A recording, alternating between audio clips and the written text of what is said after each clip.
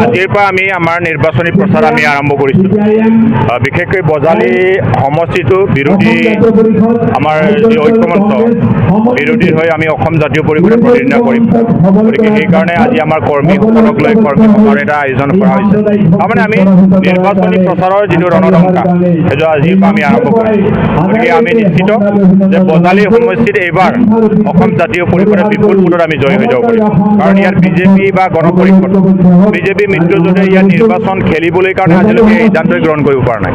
তেওঁলোকে কেণ্ডিডেট কোন হ'ব সেইটোকে ঘোষণা কৰিব পৰা নাই, কাৰণ ভয় খাইছে। ভয় খোৱাৰ কাৰণে ইয়াত থকা মন্ত্ৰী ৰঞ্জিত দাস চঙৰীয়া কেইবা বছৰো তেওঁ 10 বছৰ তেওঁ ইয়াত বিধায়ক হৈ আছে, মন্ত্ৰী হৈ আছে, তৎসত্বেও তেওঁ ইয়াত খেলিবলৈ সাহস কৰা নাই।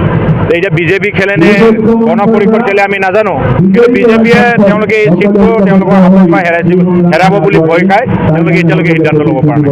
আমি নিশ্চিতভাৱে ইয়াত যিবিলাক আমাৰ জনসাধাৰণ আছে তেওঁলোকে আমাক খুব আগ্ৰহেৰে গ্ৰহণ কৰিছে আৰু জাতীয় পৰিষদ ৰাইজৰ দল আৰু আমাৰ যিবিলাক বিৰোধী দল কংগ্ৰেছ CPI CPM সকলোৱে মিলি যিহেতু আমি ইয়াত উমৈহতীয়া প্ৰাৰ্থী হ'ব আমাক বিপুল ভোটত ইয়াত বজালীবাসী ৰাইজে শিকাই পঠাব।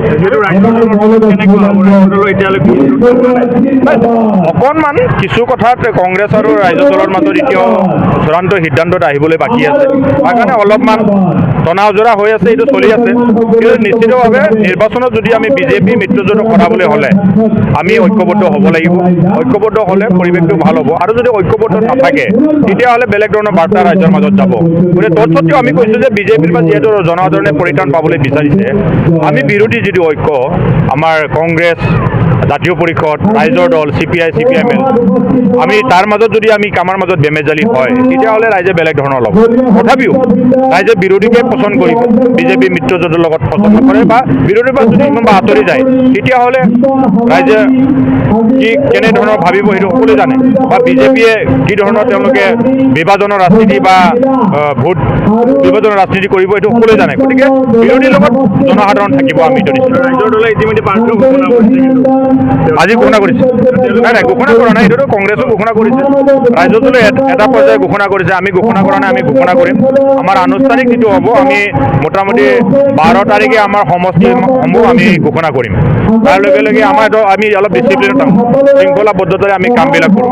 সেইকাৰণে আমি 12 তাৰিখে আমাৰ সমষ্টিবিলাক ঘোষণা হ'ব, তাৰপিছত আমাৰ কেণ্ডিডেটবিলাক ঘোষণা হ'ব। কিন্তু আমি বজালীটো ইতিমধ্যে ঘোষণা কৰিছোঁ যে বজালী সমষ্টি আমাৰ জাতীয় পৰিষদৰ ইতিমধ্যে হৈছে, আৰু বজালীত আমাৰ সন্মুখত নেতৃত্ব দি আছে দিলীপ বৰুৱা ডাঙৰীয়া শক্তিশালী আমাৰ প্ৰাৰ্থী হ'ব।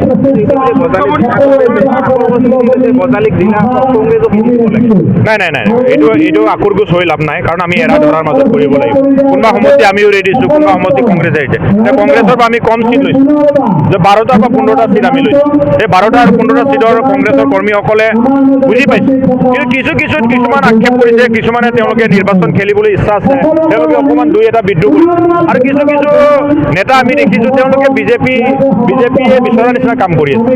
কিন্তু কংগ্ৰেছ কৰ্মীসকলে এইটো নাই কৰা, কংগ্ৰেছৰ 2-এটাই কৰিছে, চবেই নহয়। এইটো অনুশাসন ব্যৱস্থা ল'ম বুলি যোৱাকালি গৌৰৱ গগৈয়ে কৈছে। গতিকে